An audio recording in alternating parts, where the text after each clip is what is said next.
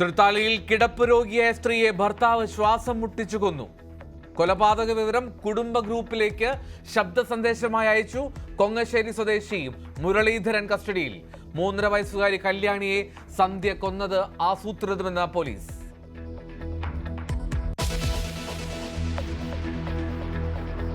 National Herald കേസിൽ സോണിയാഗാന്ധിക്കും Rahul ഗാന്ധിക്കുമെതിരെ തെളിവുണ്ടെന്ന് ED.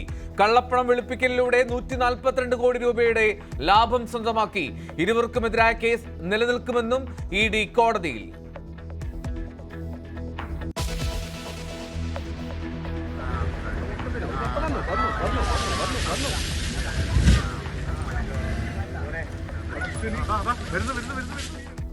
ദേശീയപാതയിൽ ഇന്ന് മണ്ണിടിഞ്ഞത് കണ്ണൂർ കുപ്പത്ത്.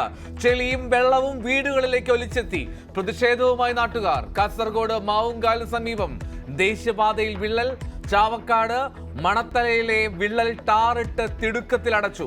വാർത്ത പുറത്തായതോടെ ജില്ലാ കളക്ടർ റിപ്പോർട്ട് തേടി.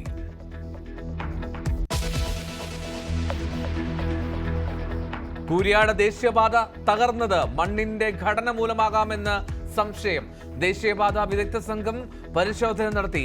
കരാറുകാർക്കെതിരെ നടപടി ഉറപ്പെന്ന് കേന്ദ്രമന്ത്രി നിതിൻ ഗഡ്കരി.